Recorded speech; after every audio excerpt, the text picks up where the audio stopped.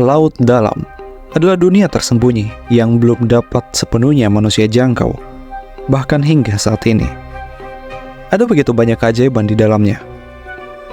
Ada begitu banyak hal yang kita tidak ketahui tentang laut dalam. Namun satu hal yang pasti, di sana ada kehidupan.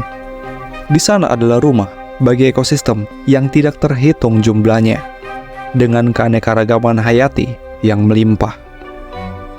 Namun ada satu lokasi di laut dalam yang menyimpan misteri begitu besar. Lokasi ini tersembunyi di bawah lautan es Arktik dan Antartika, yang disebut sebagai dunia raksasa yang hilang. Di tempat sedingin es dan tanpa sinar matahari, makhluk dipaksa untuk beradaptasi dengan cara yang luar biasa, membentuk suatu kehidupan yang besar, yang penuh dengan tanda tanya. Seperti apa makhluk laut dalam di kutub? Bagaimana cara mereka hidup? Dan banyak pertanyaan besar lainnya. Mari kita lihat lebih dekat apa yang bersembunyi di balik kegelapan di bawah es.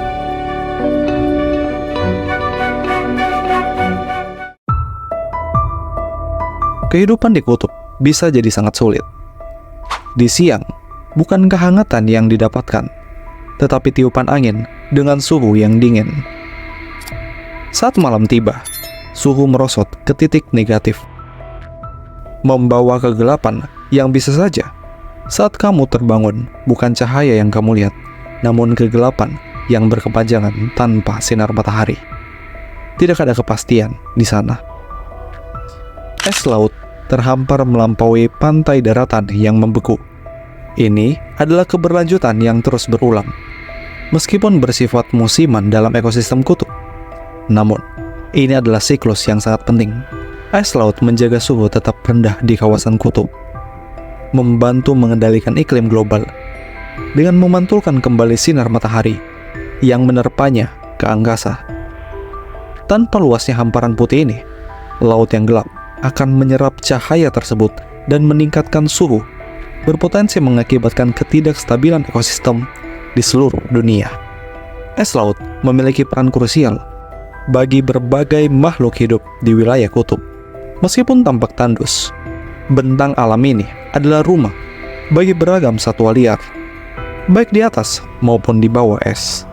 Di Arktik, es memiliki peran vital sebagai tempat berburu bagi beruang kutub.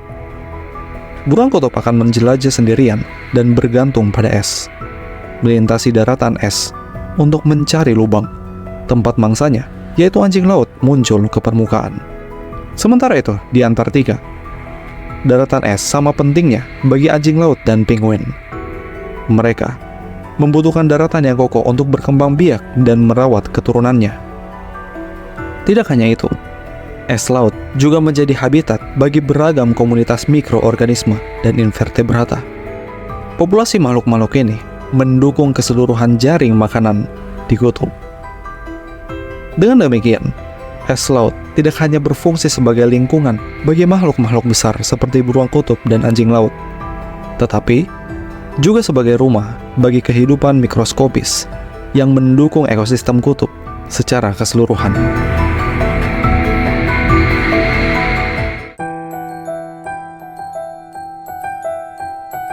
Bagian bawah es laut tidak sehalus permukaannya.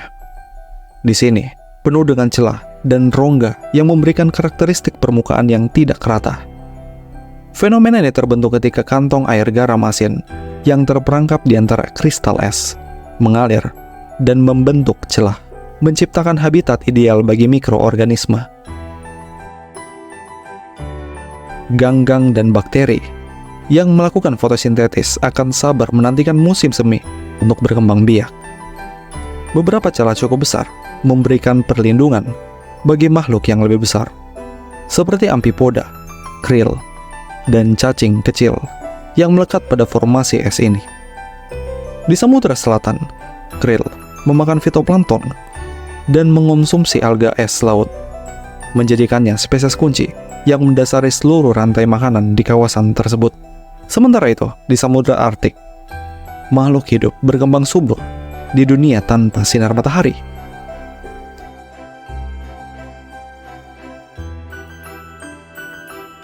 mulai dari bintang laut karnivora hingga tenopor yang mengambang. Kehidupan terus berlangsung, saling berburu tanpa henti, karena lapisan es tebal di atasnya menghalangi sinar matahari. Tidak ada salju laut yang berada tepat di bawahnya. Akibatnya, sebagian besar hewan di daerah ini bersifat predator. Bahkan, si Angel yang tampak polos dan anggun terlibat dalam perburuan makanan dengan kerabatnya, yaitu si butterfly. Di sekitar Antartika, terdapat sejumlah rongga laut tersembunyi yang memainkan peran penting dalam sirkulasi arus, distribusi nutrisi, dan keberlangsungan makhluk hidup. Lapisan es Ross yang mencakup luas 480.000 km persegi merupakan lempengan es terapung terbesar di bumi. Lapisan es ini menyembunyikan rongga laut seluas 700 km di selatan pantai Antartika. Sebagian daerah ini masih belum dijelajahi manusia. Namun, tim ekspedisi laut dalam Antartika menjadi pusat perhatian. Mereka bertujuan untuk menemukan kehidupan yang mungkin bertahan di dalamnya. Meskipun banyak yang meyakini bahwa di dalam es ini hanya akan ditemukan zona mati tanpa kehidupan.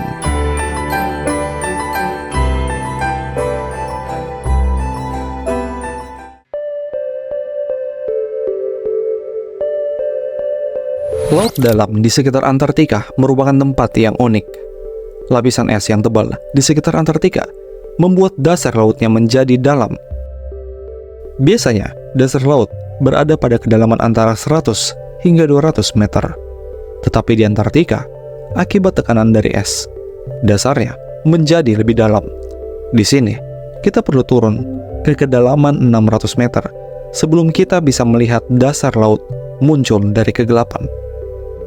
Tempat ini seolah menjadi pintu gerbang ke dunia laut dalam. Suhu air di dekat permukaan tidak jauh berbeda dengan suhu di kedalaman yang dingin. Oleh karena itu, makhluk laut dalam dapat masuk ke kedalaman yang jauh lebih dangkal dari biasanya. Dunia yang penuh keajaiban menanti, dengan makhluk yang jarang terlihat di belahan bumi lain. Di perairan ini yang kaya oksigen. Ini terjadi karena air laut Antartika membeku saat musim dingin, menciptakan air asin yang sangat dingin. Air ini tenggelam dan mengalir ke seluruh dunia, memberikan oksigen ke perairan dalam di seluruh dunia, mencegah agar laut dalam tidak menjadi zona mati karena kurangnya oksigen. Namun di Antartika, perairan yang paling kaya oksigen di planet ini tersembunyi di bawah lapisan es yang tandus. Makhluk memanfaatkan fenomena ini sebaik-baiknya. Laba-laba raksasa berjalan melintasi dasar laut dengan rentang kaki hingga 40 cm. Di sebagian besar wilayah di dunia, laba-laba laut tumbuh tidak lebih besar dari beberapa milimeter saja. Namun di sini, dalam kondisi kaya oksigen, mereka dapat tumbuh jauh lebih besar, menunjukkan fenomena gigantisme kutub.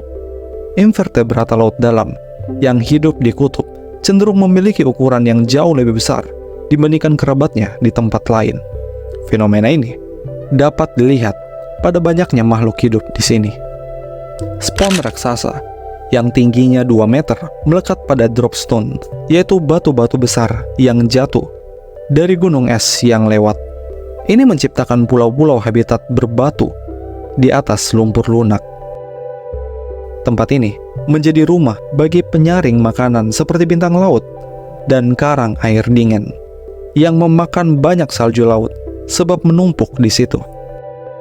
Hewan-hewan yang mirip tumbuhan ini tumbuh sangat lambat karena beradaptasi dengan baik pada lingkungan yang stabil dan tidak berubah, tetapi ukurannya sangat besar. Sangat sedikit ikan ditemukan di sini. Mereka berjuang untuk bertahan hidup pada suhu yang sangat dingin. Sebaliknya, kedalaman Antartika adalah dunia prasejarah yang didominasi oleh invertebrata raksasa, seperti bintang matahari Antartika yang menangkap krill dengan penjepit kecilnya. Beberapa ikan yang hidup di sini harus menemukan cara kreatif untuk beradaptasi. Salah satunya yang dikenal sebagai ikan es Antartika memiliki protein anti beku dalam darahnya untuk mencegahnya membeku menjadi es. Makhluk-makhluk di sini hidup dalam komunitas yang terisolasi dari dunia luar selama jutaan tahun. Arus sirkumpolar Antartika yang kuat berputar di sekitar benua beku, menciptakan perbedaan suhu yang tajam, menghentikan hewan laut menyebar ke wilayah ini. Isolasi mereka menciptakan keanekaragaman makhluk yang kita lihat sekarang. Makhluk unik di wilayah ini telah berkembang untuk hidup di dasar laut. Secara keseluruhan, laut dalam di bawah kutub adalah dunia yang mempesona, penuh dengan keajaiban tersembunyi. Organisme yang ada di sana berbeda dari yang ditemukan di tempat lain, karena terisolasi dalam kantong kehidupan yang kaya oksigen. Ini adalah tempat lahir kehidupan yang stabil dan tidak terganggu, namun dapat terancam oleh aktivitas manusia. Pemanasan iklim dapat mengganggu ekosistem purbakala ini, memungkinkan spesies invasif berkeliaran jauh ke selatan atau utara. Keseimbangan kehidupan di kedalaman kutub menghadapi masa depan yang tidak pasti. Kita beresiko kehilangan salah satu rahasia laut yang paling terjaga, bahkan sebelum kita memahami pentingnya hal tersebut.